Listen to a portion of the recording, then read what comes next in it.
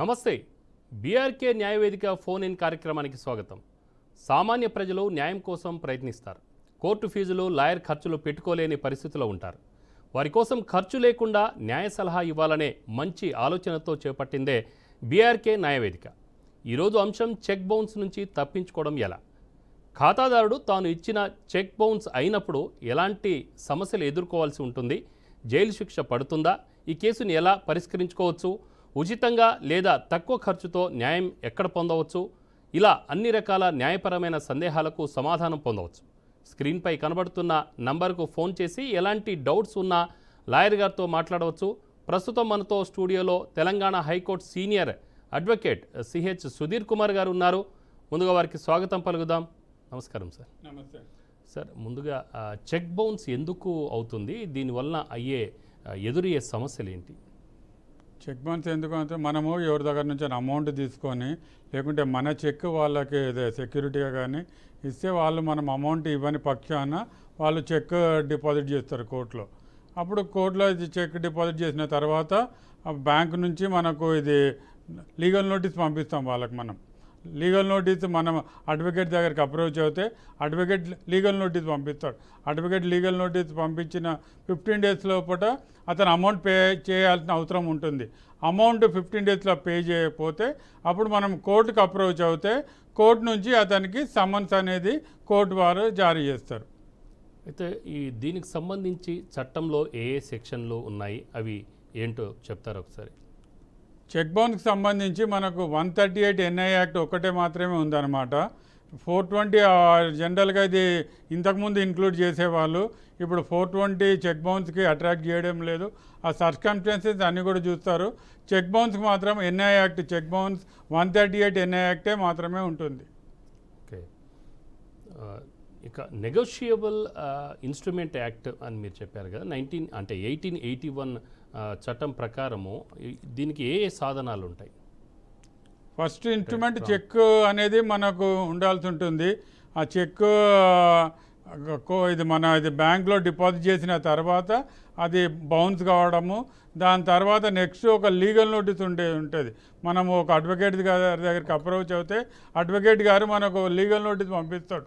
ఆ legal notice పంపించిన తర్వాత ఆ చెక్, ఆ లీగల్ నోటీస్, మనము ఇది పోస్టల్ రిసీట్ అంటే ఎప్పుడైతే ఇది అడ్వకేట్ ద్వారా ఖమ్మం నుంచి ఒక కాలర్ మాట్లాడుతున్నారు. హలో, చెప్పండి, మీ పేరేంటండి? మా పేరు భారతమ్మ అండి, ఖమ్మం నుండి ల్యాండ్ తీసుకోవండి. చెప్పండి అమ్మా, మీ సమస్య ఏంటి? మా సర్వే నెంబర్లో నా పక్కన వేరే వాళ్ళకి కొనుక్కున్నతను నాది కాదు, అదే సర్వే నెంబర్లో వేరే వాళ్ళకి కొనుక్కొని నా మీద కేసు పెట్టిండండి. నాకు సంబంధం లేదు. నేనేమంటుందంటే నాకు తీసేసిమంటే అసలు ఏమి చేయకపోతే కేసు పెట్టేసి 2006లో తీర్పు వచ్చింది. అసలు ఆ తీర్పు ప్రకారం కోర్టు సభ్యులు ఆయన ఎక్కడ పెట్టుకుంటూ అసలే ఉంటామని సర్వే పెట్టించుకుంటే ఎంఆర్ఓ కానీ ఏడీ కానీ ఆర్టీఓ కానీ తప్పుడు సర్వే రిపోర్ట్ ఇస్తే మేము సమాచార చట్టం కింద తెచ్చుకుంటే వాళ్ళు ఎక్కడ పోలేదు అని ఇచ్చారండి. మా భూమి రోడ్డు కింద పెంచులు ఇచ్చారు వాళ్ళు. సో మేము ఆర్టీఐ కింద పెట్టుకుంటే ఎక్కడ పోలేదని ఇచ్చారు. దాని ప్రకారం చేయవస్తే రామారావు గారు ఇది ఏదో ల్యాండ్కి సంబంధించిన ఇష్యూ చెప్తున్నారు. చెక్ బౌన్స్ ఏ సమస్య అయినా కూడా మనం చెప్దాం. Okay okay sir, right right okay. అయితే లాయర్ గారు మీతో మాట్లాడతారండి. చెప్పండి అమ్మా. నమస్తే అండి. నమస్తే. అదే మా సర్వే నెంబర్లో వేరే వాళ్ళు కొనుక్కున్నారండి. ఓకే. కొనుక్కున్న అతను అమ్మిన ఆయన కాదు, కొనుక్కున్న అతను నా మీద కేసు పెట్టింది. ఆయన భూమి పక్కన ఆయనకు తూర్పు వేపున్న దాంట్లో ఉన్నది. ఆయన జోలి పోకుండా నా మీదకి వచ్చి నాకు కావాలంటే నేనేమంటుందంటే కోర్టు తీర్పిచ్చింది కదా, అద్దెల ప్రకారం ఉండమంటే ఉండరట. కోర్టు అద్దుల్లో ఆయనకు మెయిన్ రోడ్డుకి లేకుండా పెట్టుకుంది. అయితే మేము మెయిన్ రోడ్డుకి పెట్టుకున్నాం. అది ఉండనని ఇక మేమేం చేసినాం అంటే సర్వేకి పెట్టుకున్నాం అండి. 2012లో సర్వే పెట్టుకుంటే ఎంఆర్ఓ సర్వే ఏం చేసింది, రోడ్డు కింద పోయి ఎకరం 16 గుంటలు టోటల్ లోన్లో అన్నది. సరే రోడ్డు కింద పోతే పోయింది, మా దాంట్లో ఎంత పోయిందని అంటే అది ఇవ్వట్లే. మేము ఆర్టీఐ కింద పెట్టినాం. ఆర్టీఐ కింద పెడితే ఎక్కడ పోలేదని RNBO వాళ్ళు ఇచ్చారు. దీనికి ఖర్చు కాలేదు, ఈ భూమికి ఖర్చు లేదు, రోడ్డు అని ఇచ్చారు. దాని ప్రకారం పెట్టమంటే ఎంఆర్ఓ కానీ ఆర్టీఓ కానీ ఆఖరి కలెక్టర్ ఏది కానీ రోడ్డు కింద పోయిందని తప్పుడు రిపోర్ట్ ఇచ్చి తిరిగి తిరిగి ఏటాడి మళ్ళీ మేము కోర్టుకు పోయినామండి. మాకు ఏ సంబంధం లేదు. భూమి ఏం పక్కోడు దాంట్లో అమ్మిందో ఆ నెంబర్లో ఇంకొక కేసు ఏమో నా మీద, కొనుక్కున్న వాళ్ళు వేరే వాళ్ళు. 4 రేపులు ఇబ్బంది పెడుతున్నారండి. నువ్వు నలుగురు రమ్మన్నా రావట్లేదు, ప్రమాణం ఏమన్నా చేయట్లేదు. భారతమ్మ గారు సార్ మీకు సమాధానం ఇస్తారు దాని మీద, మీరు ఛానల్ని ఫాలో అవుతుండండి సార్. సో సమస్య అది. ఇప్పుడు సమస్య అక్కడ ఆర్డీఓ ఎంఆర్ఓ ఇష్యూ ఇంకా సర్వే చేయించారు కాబట్టి అక్కడ ఆ రిపోర్ట్స్ అన్ని కూడా స్టడీ చేయాల్సి ఉంటుంది. ఆ రిపోర్ట్ ప్రకారం వాళ్ళు ఎవరైనా అటు సైడ్ నుంచి పార్టీకి కొల్యూడ్ అయితే మనం హైకోర్టులో రిట్ పిటిషన్ ఫైల్ చేస్తే మనకు కావాల్సిన న్యాయం దొరుకుతుంది. మీకు అక్కడ ఎంఆర్ఓ గారు ఆర్డీఓ గారు సరి అయిన న్యాయం చేయడం లేదని చెప్తున్నారు కదా. ఇప్పుడు సమీపంలో ఎవరిని వెళ్ళి కలవాలి సార్ వాళ్ళు? సమీపంలో అక్కడ ఉన్న ఇది న్యాయవాదిని ఎవరిని కలిసినా అతను ఇక్కడ హైకోర్టులో వచ్చేసి హైకోర్టులో ఫస్ట్ ఇది కన్సర్న్ ఎంఆర్ఓ ఆర్డీఓ పైన యాక్షన్ తీసుకోవడానికి మన తెలంగాణ హైకోర్టులో మనం కేసు ఫైల్ చేసుకోవడానికి అవకాశం ఉంటుంది. Okay, so right sir. ఇంకా ఇంకొక వ్యక్తి కాలర్ వచ్చారు, వంశీ గారు. ఎక్కడి నుంచి అండి వంశీ గారు? సార్ హైదరాబాద్ ఉంది సార్. సార్ చెప్పండి మీ సమస్య ఏంటి? Sir good evening sir. Good evening అండి. గుడ్ ఈవినింగ్, చెప్పండి. మేము అనగా మా ఫాదర్ సార్ ఒక ట్రస్టెడ్ పర్సన్ కి మనీ ఇచ్చాం సార్, ఒక 10 lakhs అబౌవ్. మనీ ఇచ్చిన తర్వాత ప్రామిసరీ నోట్స్ మరి చెక్ పైన సైన్ తీసుకున్నాం సార్. బట్ అది తీసుకున్న తర్వాత నుండి ఎలాంటి రెస్పాన్స్ లేదు, కాల్ చేస్తే ఆన్సర్ లేదు సార్. మేము లీగల్గా ఎలా యాక్షన్ తీసుకోవాలి సార్?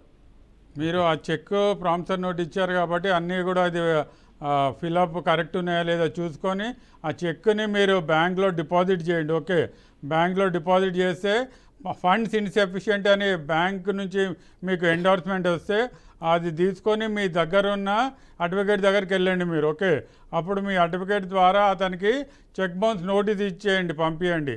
ఓకే, కరెక్ట్ అతని అడ్రస్కి మీరు లీగల్ నోటీస్ పంపించేసేయండి. అతను 15 days లోపల అతను మీరు పంపిన ఇది నోటీస్కి స్పందన ఇది లేకుంటే అప్పుడు మీరు అక్కడ మీరు ఏ అడ్వకేట్ ద్వారానే లీగల్ నోటీస్ పంపించారో ఆ అడ్వకేట్ ద్వారానే మీరు కోర్టులో మీ కన్సర్న్ మీరు ఏ బ్యాంక్లో డిపాజిట్ చేస్తారు, మీరు ఎక్కడ ఉంటారు ఆ జ్యూరిడిక్షన్ పాయింట్ ఆఫ్ కోర్టులో ఇది కేసు ఫైల్ చేస్తే అప్పుడు అతనికి కోర్టు నుంచి సమ్మన్స్ వెళ్తాయి.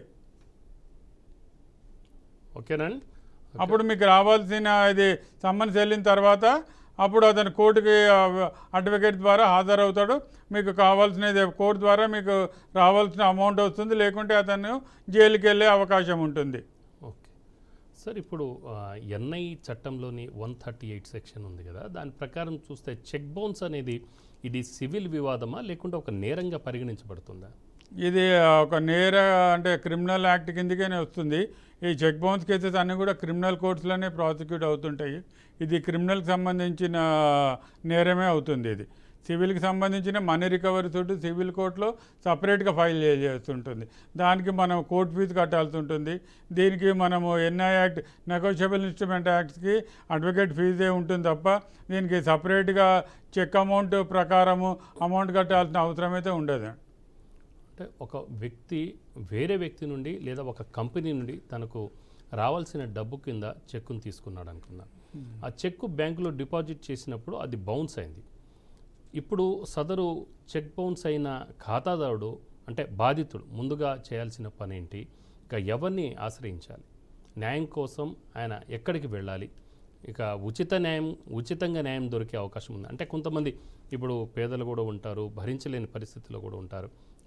మనకు ఈ పేదల గురించని మన ఇది హైకోర్టు వాళ్ళు లీగల్ సర్వీసెస్ అథారిటీ అని ప్రతి డిస్టిక్ హెడ్ క్వార్టర్స్లో ఒక్కొక్క కోర్టును అలాట్ చేస్తారు. అక్కడ కొంతమంది అడ్వకేట్స్ ఉంటారు.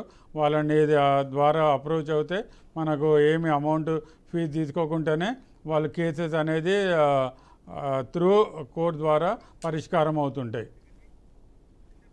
లీగల్ సర్వీసెస్ అథారిటీని అప్రోచ్ అవుతే మనకు కావాల్సిన ఇన్ఫర్మేషన్ ఉంటుంది. వాళ్ళ ద్వారా మనం కేసెస్ కూడా ఫైల్ చేసుకోవచ్చు. సో ఇంకో కాలర్ ఉన్నారు సార్, విజయవాడ నుంచి జగదీష్ చంద్రప్రసాద్ గారు.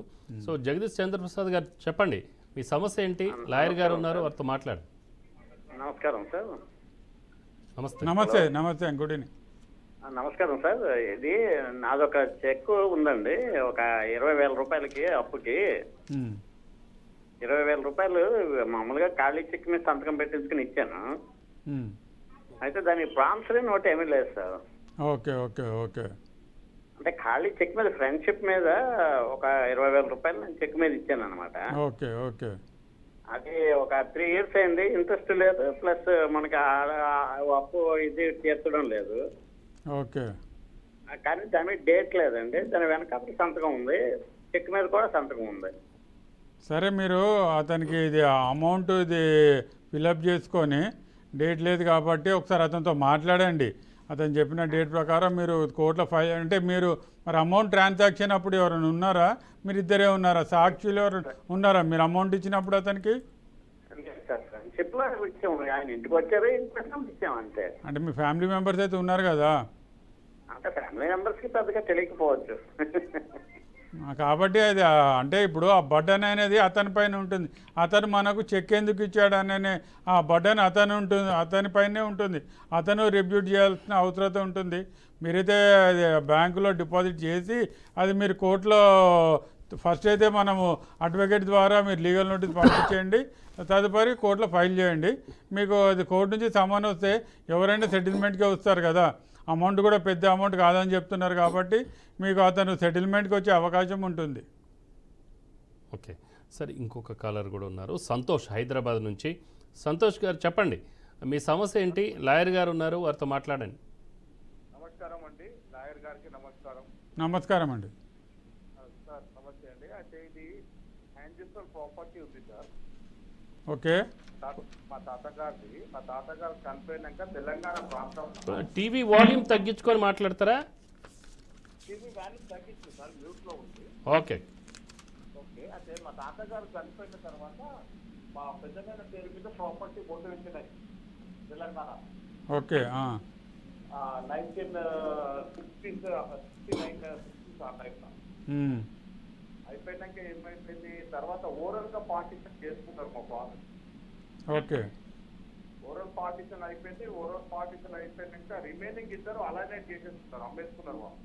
ఓకే అదర్ పర్సన్ అమ్మేసేసాక ఏంటిది, మా ఫాదర్ ఎంప్లాయ్, మా మదర్ ఎంప్లాయ్, ప్లస్ మేమే మా ఫాదర్ కి 10 members పిల్లలు, 10 మంది మేము. ఓకే, మా మదర్ స్టేట్ గవర్నమెంట్ లో గెజెటెడ్ ఆఫీసర్ గా చేసిండు, ఫాదర్ ఆర్టీసీలో మన కంట్రోలర్ గా చేసి రిటైర్ అయిన. ఆ ప్రాపర్టీస్ అంతా మా యాన్సెస్టర్ ప్రాపర్టీ స్టేట్ని మా ఫాదర్ స్టేట్ని అట్లనే వచ్చింటాం. మా పెద్దనైనా చిన్న వాళ్ళు అమ్ముకున్నారు. అమ్ముకున్నాక అయితే ఇది ఇంటికి పెద్దైన పేరు మీద తెలంగాణ ఆ టైంలో పట్టా అయింది కాబట్టి దాన్ని అడ్వర్టైజ్ గా చేసుకొని మా మదర్ అంటే ఎంప్లాయీ తిరుగుతుంటుంది కదా అన్ని జాగాలు వేరే వేరే ఊరు ట్రాన్స్ఫర్ అట్లా అంటే వీళ్ళు ఆఫ్టర్ రిటైర్మెంట్ ఎప్పుడైతే లెవెల్ ప్లేస్ పోయి మేము ముందు కొంచెం చూస్తున్నామో కల్టివేషన్ చేసుకుంటా చూస్తున్నాం.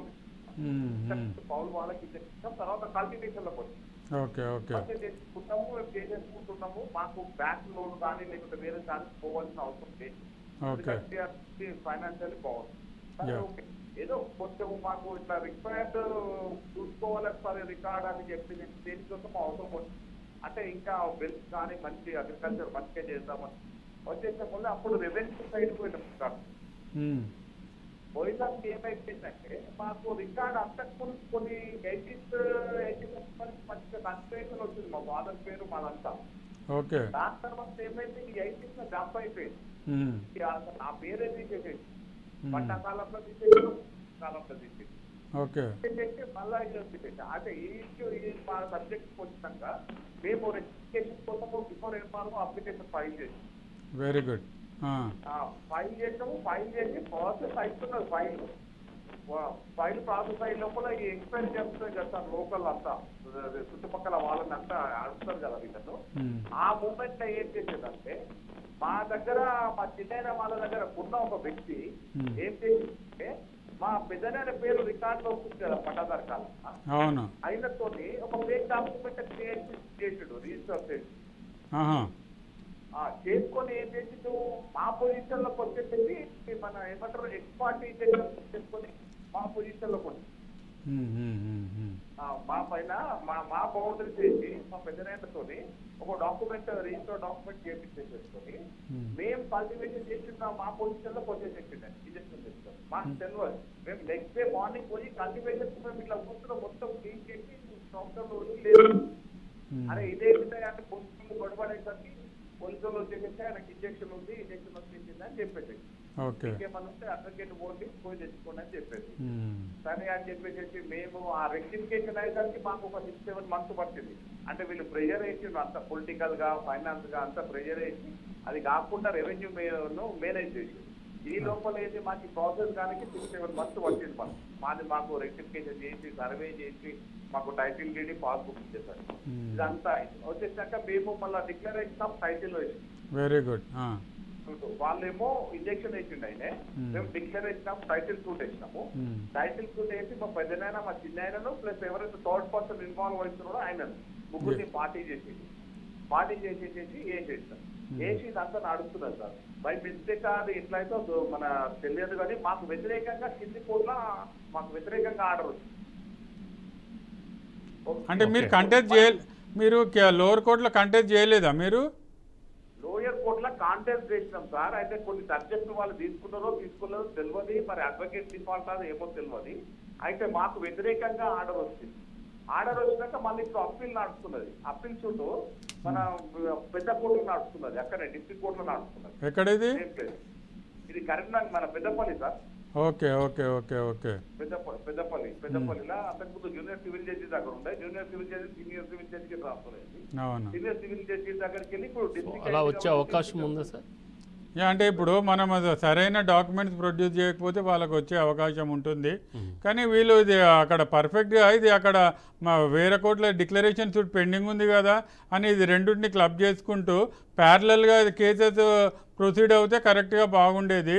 మీరు ఇది ఏదైనా మీ ఎవరైతే ల్యాండ్ ఏదో ఫోర్జ్డ్ ఫేక్ సర్టిఫికేట్ అని పెట్టారు కదా, దాని గురించి మీరు ఒక క్రిమినల్ కేసు ఫైల్ చేయండి. అతను అగేన్స్ట్ ఒక ఎఫ్ఎస్ఎల్కి పంపిస్తారు ఆ డాక్యుమెంట్. అక్కడ నుంచి మనకు అథెంటిక్గా ఫేక్ డాక్యుమెంట్ అనే రిపోర్ట్ వస్తుంది కదా, రిపోర్ట్ వచ్చిన తర్వాత ఆ డిక్లరేషన్ సూట్ మీ ఫేవర్గానే ఉంటుంది. వాళ్ళు వేసిన ఇంజంక్షన్ సూట్ డిస్మిస్ అయిపోతుంది కదా. ఓకే.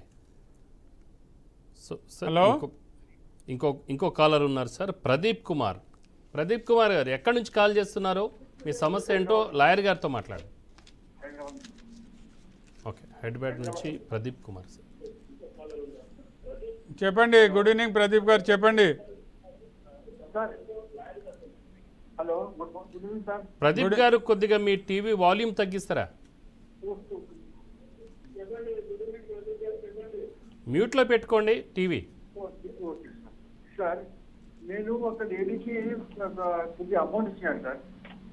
దేని గురించి ఇచ్చారు? ఎంత ఇచ్చారు? అంటే వాళ్ళ బిడ్డ బయట పోయింది, చదవనికి కావాలి అది కానీ ఇచ్చాను. నాకు తెలియదు ఎంత చాలా మంది ఇచ్చినట్టు అమౌంట్. అదే ఇంట్రెస్ట్ 5%, 6%, 10% ఇచ్చినట్ట. మానవ రూపంలో నేను అలాగే అట్లా అంటే ఇచ్చినామా చాలా కష్టం కదా, అట్లా అని నేను కొద్దిగా అమౌంట్ ఇచ్చిన. ఎట్లా ఇది బై హ్యాండ్ బై క్యాష్ ఇచ్చారా మీరు? క్యాష్ కాదు, చెక్ రూపంలో ఇచ్చాను. Very good. నాకు ప్రభుత్వం రాసిచ్చింది అప్పుడు. అది 3-4 years అయిపోయింది. మళ్ళీ మొన్న బలవంతంగా చేస్తే మళ్ళీ వచ్చిండు, వారపడుతున్న మొన్న వచ్చిండ్రు. వాళ్ళు వచ్చి వాళ్ళ ఫ్రెండ్స్ ప్రభుత్వం రాసిచ్చారు. కానీ ఎప్పుడు ఫోన్ చేసిన ఫోన్ చెప్పలేదు. పైసలు ఇస్తా 1 year అయిపోయింది. ఇంట్రెస్ట్ ఇస్తా అనేది ఇంట్రెస్ట్ అయితే పోతే ఫోన్ ఇంట్రెస్ట్ అసలు పట్టించుకోలేదు. మొన్న రిక్వెస్ట్ చేసిన ఇంటికి పోతే ఇంటిలో లేట్ మళ్ళీ అర్జెంట్ ఫోన్ చేస్తాను సార్, తర్వాత ఫోన్ చేస్తాను. ఈ బలవంతంగా ఫోన్ చేస్తే లేదు అట్లా కాదు, నెక్స్ట్ మంత్ 7th నుంచి ఇస్తా, మా బిడ్డకు జాబ్ ఉన్నది, జాబ్ రాగానే అమెరికాలో ఉండగా జాబ్ వస్తే 50,000 అట్లా ఆ విధంగా తీసుకొని అడ్జస్ట్ చేస్తాను. ఏం మరి అంటే నా నమ్మకంతోనే మాట్లాడుతున్నాను. నేను కూడా ఏదో ఎందుకు 10%, 5% అన్నా నేను ఇస్తా, 2% కానీ అందరు ఇస్తారు కదా నేను ఇస్తా అని అది రిక్వెస్ట్ చేసింది, ఇచ్చిన. ఇంతవరకు ఏం చేస్తారు, 22 చెప్తున్నారు, బ్లాంక్ చెక్ ఇచ్చినాను. Okay okay okay okay.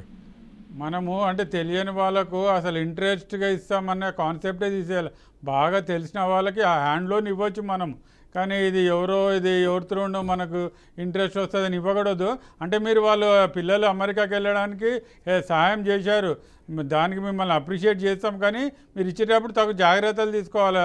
ఒక ప్రామిసరీ నోట్ పైన మీరు ప్రామిసరీ నోట్ కలెక్ట్ చేసుకున్నారు కదా, అంటే ఇది మళ్ళీ దాని తర్వాత అడిగితే మన చెక్ ఏమని ఇచ్చారా వాళ్ళు?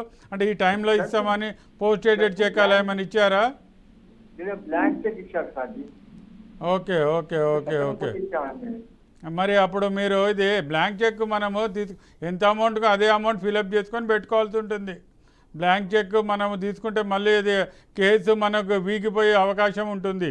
ఓకే, అంటే ఇప్పుడు ప్రామిసరీ నోట్లు అంటే ఒక ఎగ్జాంపుల్గా చెప్తున్నాను, 1 lakh అనుకోండి, ఆ 1 lakh సరిపోయే అంటే చెక్ కూడా 1 lakh మనం తీసుకోవాల్సి ఉంటుంది.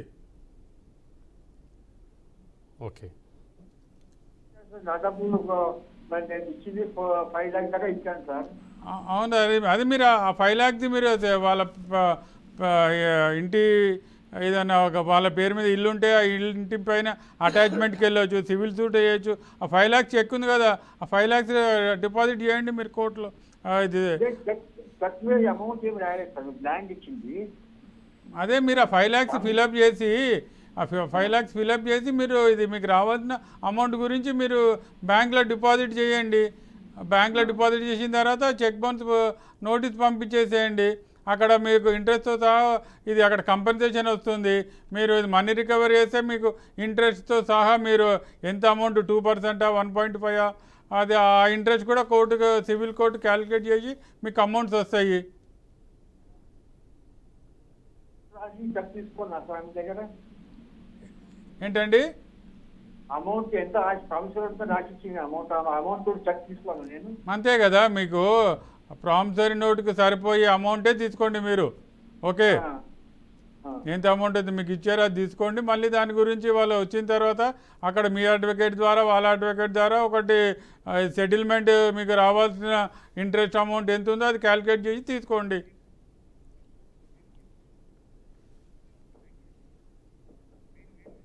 ఇది 3 months లిమిటేషన్ ఉంటుంది. 3 years బ్యాంక్ చెక్ ఏమో 3 months ఉంటుంది, బ్యాంక్ పైన డేట్ ఉంటే. లోన్ అమౌంట్ ఏమో 3 years వరకే ఉంటుంది. Okay, right, thank you Pradeep గారు. ఇంకొక కాలర్ ఉన్నారు సార్, వేణు, విశాఖపట్నం నుంచి వేణు గారు లైన్లో ఉన్నారు. వేణు గారు చెప్పండి, మీ సమస్య ఏంటో అడ్వకేట్ గారితో మాట్లాడండి. సార్ నమస్తే అండి, good evening. Good evening sir, నేను విశాఖపట్నం నుంచి మాట్లాడుతున్నాను సార్. ఒక ప్రైవేట్ కేసు ఒక గవర్నమెంట్ ఎంప్లాయ్ నా మీద చేపరిచి అంటే గొడవ పడి నేను గాయపరిచారు సార్ ఒకప్పుడు 2 years బ్యాక్. ఓకే, అది ఫ్యామిలీ విషయం, అంటే మా మిస్సెస్ విషయంలో ఆయన ఒకే ఆఫీస్ లో ఉంటూ నా మీద గొడవ చేసి నన్ను గాయపరిచి నేను గాయపరచడం జరిగింది. అప్పుడు జరిగితే నేను పోలీస్ స్టేషన్ లో కంప్లైంట్ ఇచ్చాను. Very good. వాళ్ళు చేయలేదు. అప్పుడు నాకు చాలా సివియర్ గా అయ్యి నేను MLC హాస్పిటల్లో అడ్మిట్ చేశారు. Very good. MLC అయ్యింది సార్. MLC అయితే వాళ్ళు ప్రైవేట్, ఆయన గవర్నమెంట్ ఎంప్లాయ్ కాబట్టి ఇన్ఫ్లుయెన్స్ ఉపయోగించి ఏమి కేసు పెట్టకుండా సైడ్ చేశాను. చేసిన తర్వాత నేను ప్రైవేట్ గా కేసు వేశాను. ఓకే, MLC సర్టిఫికేట్ ఉంది కాబట్టి ప్రైవేట్ గా వేసాను. 2 years అవుతుంది ప్రైవేట్ కేసు చేసి. తర్వాత జడ్జి గారు ఏమో కోర్టుకి పోలీస్ స్టేషన్ మళ్ళీ అదే పోలీస్ స్టేషన్ కి ఎంక్వైరీకి పంపించారు. ఓకే, ఎంక్వైరీ పంపిస్తే FIR ఫైల్ చేసి సాక్షి ఫైల్ చేసి వాళ్ళ మీద ఆయన మీద మళ్ళీ కోర్టుకి పంపించేశారు. ఓకే, కానీ ఆయన గవర్నమెంట్ ఎంప్లాయ్, ఆయన మళ్ళీ పోలీసులు కూడా మెయిల్ చేసి అది కూడా డిలే చేసి 1.5 years తర్వాత మళ్ళీ కోర్టుకి పంపించారు సార్ డాక్యుమెంట్. ఓకే, ఇప్పుడు అది కోర్టులో జడ్జి గారు గత 8 నెలల నుంచి లీవ్ లో ఉన్నారు, కోర్టు అవ్వట్లేదు. ఓకే, ఆ కేసుని ఏదైనా పై కోర్టుకి మనం తీసుకెళ్ళవచ్చా? గవర్నమెంట్ ఎంప్లాయ్ కాబట్టి ఆయన మీద మనం ఇంకేదైనా కేసు వేయొచ్చా అని. మీరు మీ ప్రశ్న నాకు అర్థమైంది. ఇప్పుడు మీ పైన దాడి చేసినప్పుడు MLC సర్టిఫికేట్ ఉంది కదా, లోకల్ పోలీస్ స్టేషన్ వాళ్ళు కంప్లైంట్ తీసుకోకుంటే ఈ రోజులలో బై రిజిస్టర్డ్ పోస్ట్ పంపించేసేయాలి. లేకుంటే నెక్స్ట్ బై ACP గారికి పంపాల్సి ఉంటుంది, అక్కడ DCPకి పంపాలి. ఆర్ఎల్ సిటీ వైజాగ్ కమిషనర్ ఉంటాడు, వాళ్ళందరూ కూడా మీ MLC తో పాటు మీ కంప్లైంట్ బై పోస్ట్ పంపించేసేయండి. లేకుంటే మెయిల్ కూడా ఇది పంపించవచ్చు. ఈరోజు టెక్నాలజీ చాలా పెరిగిపోయింది కాబట్టి ఖచ్చితంగా మన దగ్గర ఎక్నాలజ్మెంట్ రిసీట్ ఉంటుంది. సరే, మీరు ఒక అడ్వకేట్ దగ్గరికి వెళ్ళారు, మీరు ప్రైవేట్ కంప్లైంట్ వేసారు, వెల్ దాని తర్వాత మళ్ళీ సార్ లెట్ మీ కంప్లీట్, మీ ప్రశ్న నాకు కంప్లీట్గా అర్థమైంది. ఓకే, దాని తర్వాత ఈ పోలీస్ వాళ్ళు మరి ఇప్పుడు మీ పైన దాడి చేసినప్పుడు ఎవరైనా చుట్టుపక్కల ఎవరైనా ఎవిడెన్సెస్ ఉన్నారా, సాక్షులు ఎవరైనా ఉన్నారా? ఉన్నారు sir. Very good, very good. కాబట్టి ఆ సాక్షులు ఆ MLC ఉంటే సరిపోతుంది. ఈ రోజులలో మనకు అన్నీ కూడా ఇది కెమెరాస్ ఉన్నాయి కాబట్టి కెమెరాలో కూడా రికార్డ్ అవుతుంది. ఎక్కడనో టెక్నాలజీ చాలా పెరిగిపోయింది. ఖచ్చితంగా అతనికి పనిష్మెంట్ ఉంటుంది. అతను గవర్నమెంట్ ఎంత పెద్ద ఆఫీసర్ అవ్వనండి, హీల్ బి మనం చూస్తూనే ఉన్నాం. ఎంత పెద్ద మినిస్టర్ అయినా ఎంత పెద్ద ఎవరైనా అక్కడికి జైలుకి వెళ్ళాల్సిందే తప్పు చేస్తే. ఎవరు కూడా తప్పించుకోలేడు. కానీ మీరు కరెక్ట్ మీ సాక్ష్యాలు, మీ ఎవిడెన్సెస్, డాక్యుమెంటరీ ఎవిడెన్సెస్ ఇవన్నీ కూడా సమకూర్చుకోవాలి. మెడికల్ ఎవిడెన్స్, ఎఫ్ఎస్ఎల్ ఎవిడెన్స్ ఇవన్నీ కూడా సమకూర్చి కోర్టులో సమర్పించి మీరు పీపీఆర్ ద్వారా వాళ్ళకి గవర్నమెంట్ ఎంప్లాయీ ఎవరైనా ఉండని, ఎంత పెద్ద ఆఫీసర్ అయినా ఉండని, విల్ బీ పనిష్డ్ అనమాట. మీరు అది కరెక్ట్గా ఫాలోఅప్ చేస్తుండండి. మీకు అక్కడ లేకపోతే మీకు హైకోర్టులో రిట్ కూడా అవకాశం ఉంటుంది, మీరు అపీల్ ఉంటుంది. మీరు తొందరపడాల్సింది ఏం లేదు. మీరు మాకు కాల్ చేస్తుంటే మన ఛానల్ ద్వారా మీకు కావాల్సిన న్యాయ సలహాలు మేము చెప్తుంటాం మీకు. ఓకే వేణుగారు, వేణుగారు సాటిస్ఫైడా? ఇంకేమైనా ఇది ఉందా మీది? Okay okay sir, thank you అండి. మీకు అర్థమైంది కదండి. ఇక చెక్ బౌన్స్ కేసును ఎన్ని రోజుల్లో వేసుకోవాలి? ఒకవేళ కేసు ఫైల్ చేయడానికి గడువు ముగిసింది అనుకోండి సార్, అంటే సర్టెన్ టైంలో బాధితుడు ఆ అమౌంట్ని కోల్పోయే అవకాశం ఉందా? చెక్ బౌన్స్ అని మనము చెక్ డిపాజిట్ అయిన 30 days లోపట మనం అతను లీగల్ నోటీస్ పంపించాల్సి ఉంటుంది.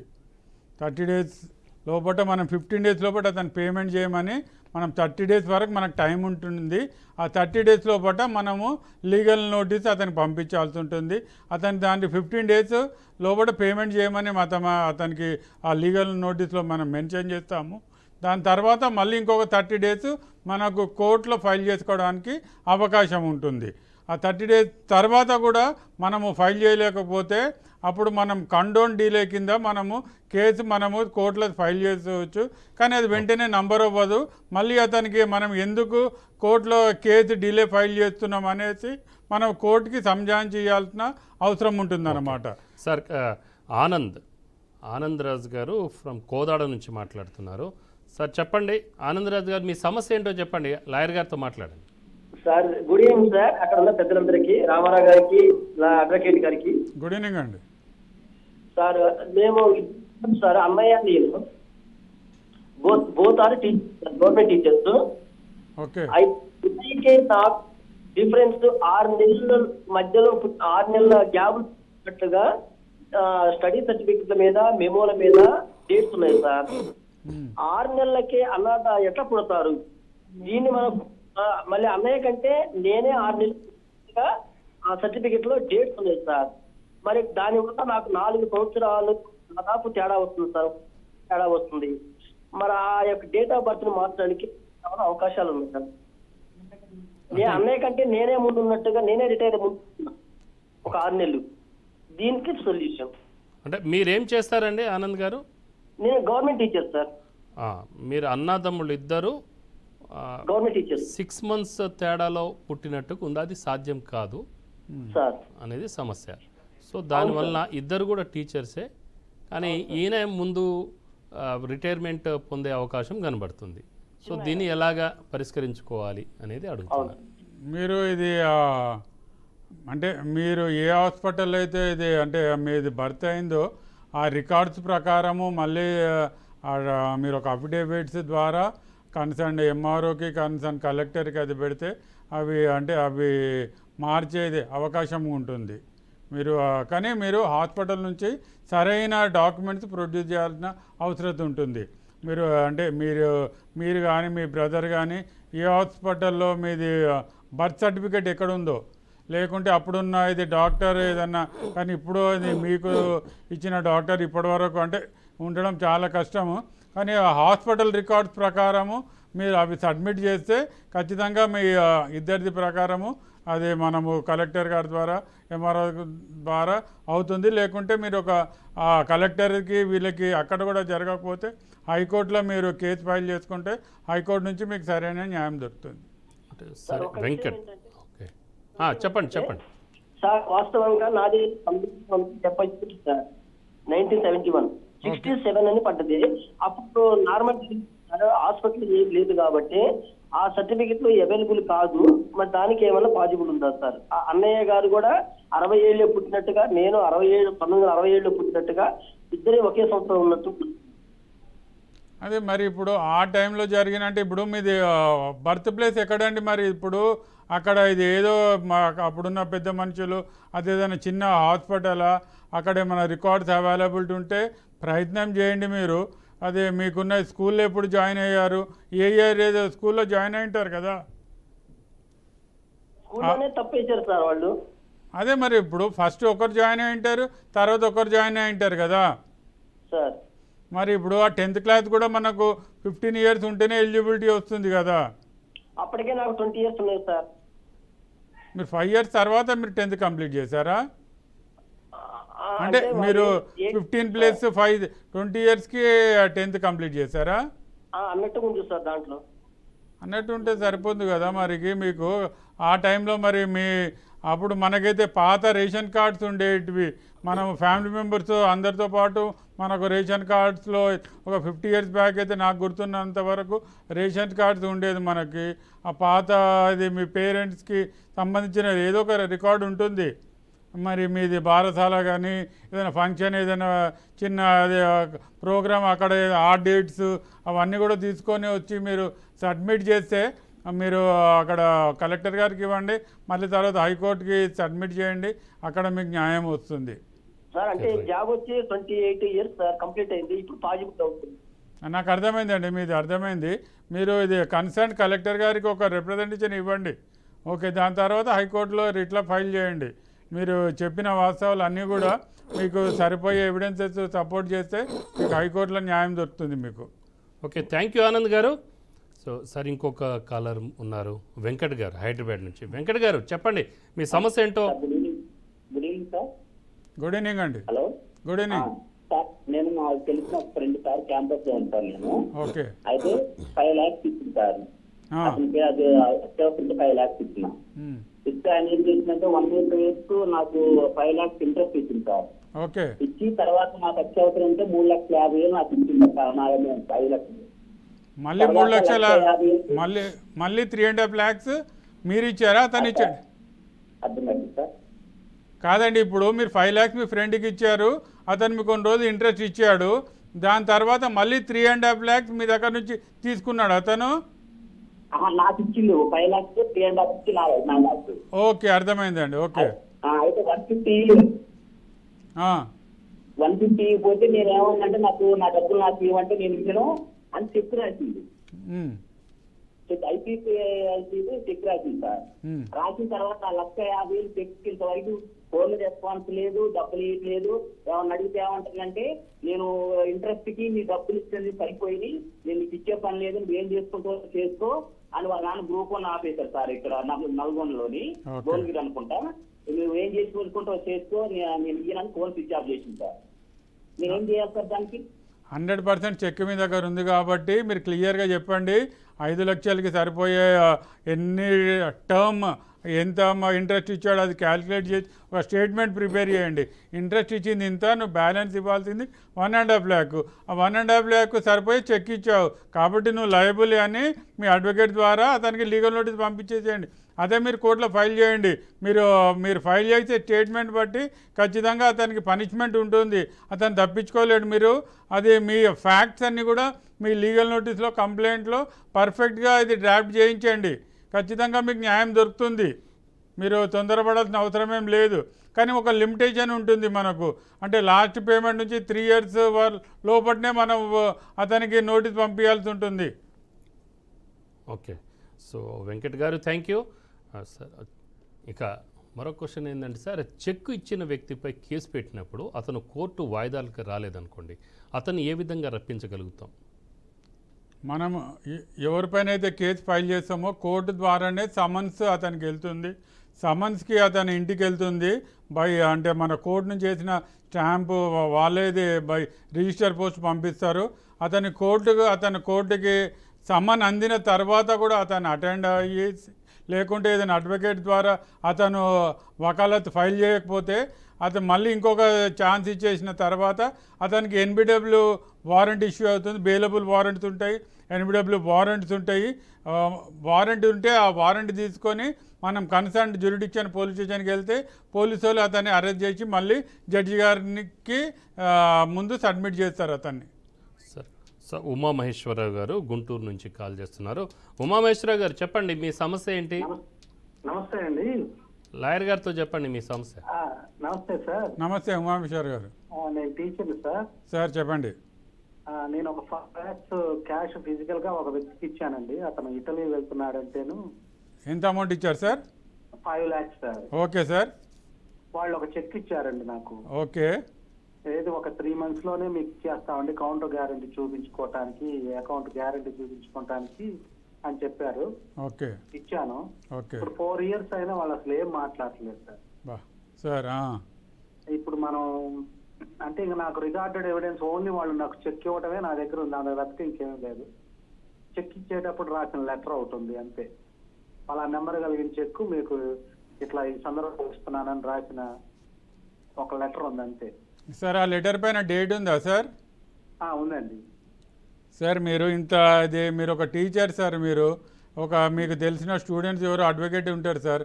మనకు లిమిటేషన్ అనేది 3 years ఉంటుంది సార్. అది ఇప్పుడు ఆ లెటర్ పెట్టేసి ఆ చెక్ మీరు అతనికి ఇది బ్యాంక్లో డిపాజిట్ చేసి సమ్మన్స్ పంపించేస్తే సరిపోతుండే సార్. ఆర్ఎల్స్ ఇప్పటి కూడా మీరు అతనికి ఒక లీగల్ అంటే చెక్ డిపాజిట్ చేసి ఒక లీగల్ నోటీస్ పంపించేసి అతని పైన 420 సెక్షన్ బుక్ చేయించండి సార్. అంటే మీరు అంటే మీకు ల్యాక్ ఆఫ్ నాలెడ్జ్ అంటే ఇవేవి కూడా తెలియదు కాబట్టి మీరు 420 సెక్షన్ కింద అతని పైన కేసు బుక్ చేయించండి సార్. మీరు ఏదైనా మనము 3 years లోపల మన అమౌంట్ మనం రికవర్ చేసుకోవాల్సి ఉంటుంది సార్. ఓకే. మనము అమౌంట్ ఇచ్చిన 3 years లోపలనే అతను లీగల్ నోటీస్ పంపించేసేయాలి, లేకుంటే బ్యాంక్లో డిపాజిట్ చేసేయాలి మనకి ఇచ్చిన చెక్. తర్వాత మన అడ్వకేట్ ద్వారా లీగల్ నోటీస్ పంపించాల్సి ఉంటుంది. ఇప్పటి కూడా మీరు మీ ఏ ఊరి నుంచి కాల్ చేశారు సార్? అదే గుంటూరు నుంచి. సారీ, గుంటూరులో మంచి అడ్వకేట్స్ ఉన్నారు, అక్కడికి వెళ్ళేసి మీరు 420 కింద మీరు టీచర్ కాబట్టి అది ప్రైవేట్ కంప్లైంట్ వేసుకుంటే మీకు అమౌంట్ వచ్చేది అవకాశాలు ఉంటాయి సార్. అంటే చీటింగ్ కేసు ఉంటుంది కాబట్టి అతను వచ్చి ఏదో సెటిల్మెంట్ చేసుకుంటారు సార్, లేకుంటే అతనికి శిక్ష పడుతుంది. ఓకే, థ్యాంక్ యూ ఉమామహేశ్వరరావు గారు. సార్ ఇంకొక కాలర్ ఉన్నారు, వాసు విజయవాడ నుంచి. వాసు గారు చెప్పండి, మీ సమస్య ఏంటి? అడ్వకేట్ గారు ఉన్నారు, వారితో మాట్లాడండి. ఒక మామూలుగా సివిల్ విషయం అండి. మేము ఒక 20 రోజుల క్రితం సార్. చెప్పండి సార్. చెప్పండి సార్. అంటే సార్ చెక్ బౌన్స్ కాదండి, నాది ఏంటంటే ఒక ఆస్తి గురించి అండి. మాది ఉమ్మడి మీద మా మదర్ పేరు మీద ఒక ఇల్లు ఉంటుంది సార్, పాత ఇల్లు. ఓకే. విజయవాడ దేవినగర్ అనే గ్రామం అండి. ఓకే. 220 గజాలు 1:20 చెప్పి 1:12కి ఒకళ్ళు ఎవరో చూసుకోవడానికి నన్ను వచ్చారండి ఒక రోజున. ఓకే. వాళ్ళ పెద్దలు ఇంట్లో పెద్ద ఆయన నాకు వ్యవసాయదారుడని తెలుసని ఆయన పంపించమని మీ నాన్నగారు ఆయనకి 2 కొడుకులు అయితే వాళ్ళు కోడళ్ళు తల్లి కొడుకు అట్లా వచ్చి చూసుకుని వెళ్ళారండి. ఓకే. పెద్ద ఆయన మీ నాన్నగారు తెలుసులేండి, కొద్దిగా ఆయనతో పంపించండి, ఆయన వస్తే మాట్లాడుకుంటాను. వీళ్ళందరూ చూసుకున్నారు, ఓకే చేస్తున్నారు. దీంట్లో స్పెసిఫిక్ కంటెంట్ ఒక మానవమానంతో ఉన్నదండి. దీంట్లో ఆ కోడలు గారు కొనుక్కుంటున్నారు కాబట్టి బ్యాంక్ మేనేజర్ అండి, SBI. ఓకే. ఓకే. అయితే తెలిస్తే తెల్లారి పొద్దున్నే వచ్చారండి. ఫోన్ కూడా చేస్తే నేను కొద్దిగా లెగవలేదు, పొద్దున్నే మార్నింగ్ కొద్దిగా ఫోన్ తీయని మెసేజ్లు కూడా పెడితే తీసి మాట్లాడితే వచ్చారండి. నేను తెలిసిన వాళ్ళు కదా అని ముందే నేను అన్ని నా డాక్యుమెంట్స్, ఫోటోషాట్, ప్లాన్ మొత్తం డాక్యుమెంట్స్ అన్ని ఇచ్చారండి వాళ్ళకి.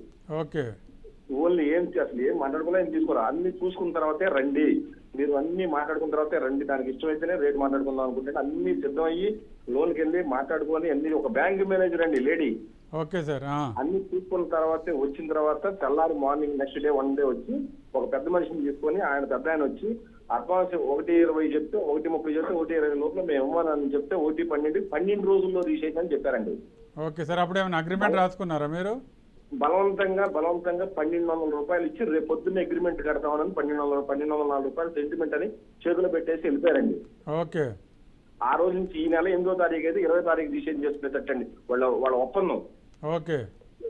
తీసుకున్నారు, బాగానే ఉంది. అన్ని నాకు బలవంతంగా పెట్టారు, వద్దండి కాదు అన్ని చూసుకున్న తర్వాత మాట్లాడదామంటే నేను రేపు పొద్దున్న అగ్రిమెంట్ కొడుకుని వస్తానని నా కాగితాలు తీసుకుని మొత్తం తీసుకుని వెళ్ళారండి. బాగానే ఉంది. ఓకే. ఈ 3 రోజులు అయిన తర్వాత కాడి నుంచి రావట్లేదు, ఫోన్ తీయట్లేదు, పెద్ద మనిషి వచ్చినా ఫోన్ తీయట్లేదు, సమాధానం చేయట్లేదు. ఇట్లా మంచితనంగా ఉన్నప్పుడు మేము డబ్బులు తీసుకొని మేము వసూలు రీషేక్ చేయకపోతే ఎట్లా పనిష్మెంట్ ఉంటుందో వాళ్ళకి ఏం పనిష్మెంట్? ఫోన్ తీయట్లేదండి, రోజుకి 50 సార్లు అండి. ఏంటి తీసుకోరు, మెసేజ్ పెడితేనేమో మీ డబ్బులు మీరేమన్నా తీసుకెళ్ళండి అంటే కూడా తీసుకెళ్ళలేదండి, రావట్లేదండి. వాళ్ళు ఏం చేయాలి సార్ మాకు ఇలా మోసం చేస్తే? సార్ మీరు ఇది ఒక లీగల్ నోటీస్ పంపించేసేయండి. మీకు మాకు ఏ విధమైన అగ్రిమెంట్ ఆఫీసర్ లేదు, క్యాన్సిల్ అయిపోయింది. వీలుంటే వాళ్ళు ఇచ్చిన అమౌంట్ మీరు చెక్ రూపంగా కానీ డీడీ రూపంగా మీరు లీగల్ నోటీస్తో పాటు అతనికి అతని అడ్రస్ ఉండి ఉంటుంది కదా, అతని అడ్రస్ పంపించేసేయండి. అతని మొబైల్ ఉంటే వాట్సాప్ పెట్టేసేయండి అతనికి. ఓకే, ఇప్పుడు వాట్సాప్ కూడా ఇది అంగీకారమే ఉంటుంది. లేకుంటే మెయిల్ ఐడి ఉంటే మెయిల్కి పంపించేసేయండి అతనికి. మీరు మీ పైన ఏ విధమైన లైబిలిటీ ఉండదు.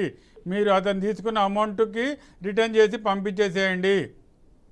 అతని పైన తర్వాత అది చేయకపోతే అతని పైన డ్యామేజెస్ సూట్ చేయడానికి కూడా అవకాశం ఉంటుంది. ఈ ప్రొసీజర్స్ అయితే కంప్లీట్ చేయించండి. అతను మీకు ఎంత 1200 ఎంత అమౌంట్ ఇచ్చాడు కదా, ఆ చెక్ రూపంగానా డీడీ రూపంగానా మీరు ఎన్నిసార్లు కాల్ చేశాడు ఆ వివరాలు అన్నీ చెప్పేసుకుంటూ లీగల్ నోటీస్ ద్వారా అతని పోస్టల్ అడ్రస్ ఉంటే ఆర్డర్ ఆప్షన్ సార్. అంటే దీంట్లో మెయిల్ ద్వారా పంపించవచ్చు అంటున్నారు కదా, ఇప్పుడు వాట్సాప్ ద్వారా కూడా పంపించుకోవచ్చు అంటున్నారు, అది కరెక్టేనా? 100% కరెక్ట్ సార్. ఇప్పుడున్న లేటెస్ట్ టెక్నాలజీ ప్రకారము వాట్సాప్ ద్వారా చూసుకొని బ్లూ టిక్స్ వస్తే సరిపోతుంది. మెయిల్ ఐడి ఉంటే వాళ్ళకు మనం మెయిల్ ద్వారా కూడా కమ్యూనికేట్ చేయొచ్చు. ఏదైనా మనం పేపర్లో కూడా వేయించుకోవచ్చు, పేపర్ పబ్లికేషన్, ఇవన్నీ కూడా అవకాశాలు ఉంటాయండి. మారిన టెక్నాలజీ ప్రకారము మనకు ఎన్నో వెసులుబాటు వస్తున్నాయండి. అతను వాళ్ళని ఇంత మదన పడుతున్నారు వీళ్ళు, కాబట్టి వీళ్ళకి ఖచ్చితంగా న్యాయం దొరుకుతుంది. అతని పైన డ్యామేజెస్ సూట్ చేసే అవకాశం కూడా ఉంటుంది. ఓకే, థ్యాంక్ యూ వాసు గారు. ఇక నెక్స్ట్ ఇంకొక కాలర్ వస్తున్నారండి. రాజమౌళి గారు గోదావరి కరి నుంచి మాట్లాడుతున్నారు. రాజమౌళి గారు చెప్పండి మీ సమస్య ఏంటో.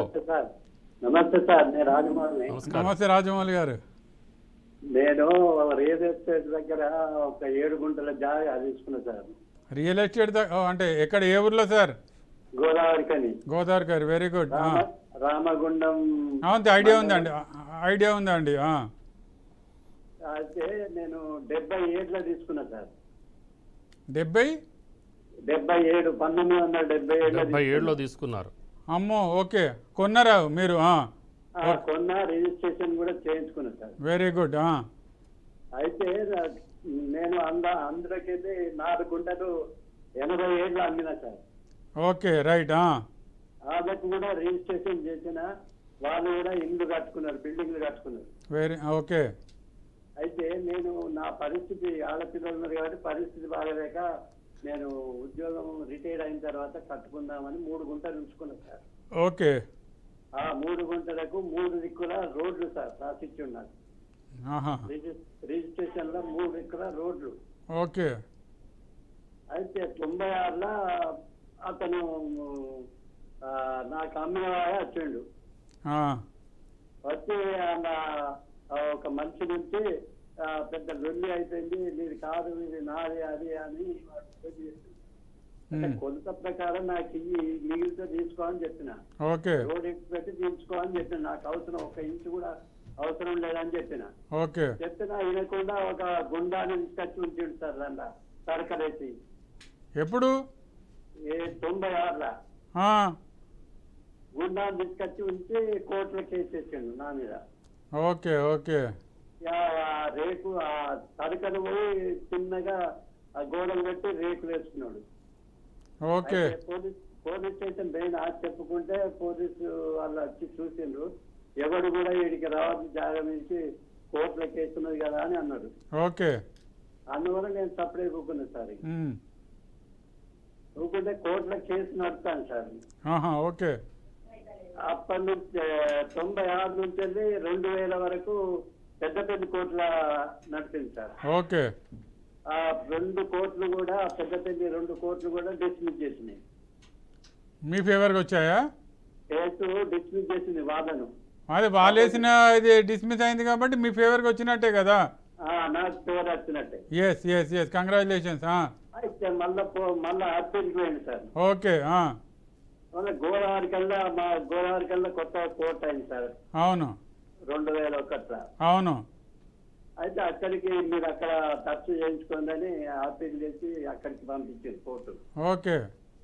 అయితే అక్కడి నుంచి వెళ్ళి మాకు 2007లో డిగ్రీ ఇచ్చింది sir court, Godavari court. Degree అంటే మీరు కూడా ఒక కేసు వేసారా? ఏం కాదు సార్, అప్పీల్ చేసిన కేసే నడుస్తాను ఇంకా. అదే అతను వేసింది డిస్మిస్ అయిపోయింది కదా, అతను అప్పీల్ వేసాడు కదా. అప్పీల్ వేస్తే అప్పీల్ చేసేసి మాకు డిగ్రీ ఇచ్చింది. ఓకే. నాకే డిగ్రీ ఇచ్చింది ఓకే కోర్టు 2007లో. అయితే లాయర్ గారు చెప్పిన కొంచెం గ్యాప్ ఇవ్వాలి మనం, ఇప్పుడు జాకాడికి ఇది పోవద్దు అని ఆయన నీకు పోతే వెళ్ళైతే వాళ్ళు మంచోళ్ళు కాదు అంటే అక్కడికి పోతే కూడా నాకు నన్ను బెదిరించుడు అది చేసేది సార్. ఓకే అక్కడికి పోతే అంత ఉన్నోడు గుండ అయితే ఇక కోర్టు నుంచి తీసేయాలని ఈపీ పెట్టండి సార్. ఈపీ ఎవరు పెట్టారు? మీరు? నేను వేసిన ఈపీ. Very good. వేస్తే ఈపీ ఇక 2011 నుంచి ఇంతవరకు సర్చ్ అవుతుంది సార్. ఈపీ అంత టైం పట్టేదే. ఈపీ ఏముంటుంది అబ్బా, డిగ్రీ అయిందే ఫైనలైజ్ చేసి అయిపోతుంది కదా. ఇంత టైం అక్కడ గోదావరికని అంటే పెద్ద కేసెస్ ఏమి ఉండవు, తొందరగానే మీకు అయిపోతుంది. ఎందుకు ఇంత డిలే అవుతుంది? మీ వయసు ఎంత ఇప్పుడు? ఇంతవరకు చర్చ కాలేదు. మీది వయసు ఎంత అండి ఇప్పుడు? నాది 78 సంవత్సరాలు. అరే మీరు హైకోర్టులో ఒకటే రిక్వెజిషన్ పెట్టుకోండి, నా వయసు రీత్యా నాకు తొందరగా స్పీడప్ చేయండి అని. ఒక హైకోర్టులో మీరు ఒక పిటిషన్ వేయించండి. మీ హైకోర్టు ఆ పిటిషన్ ఉంటుంది కాబట్టి దాని ద్వారా మీకు తొందరగా న్యాయం దొరుకుతుంది. ఇక్కడ మీ లోవర్ కోర్టులో ఈపీ తొందరగా అయిపోతుంది మీకు. Okay okay, thank you Rajamouli గారు.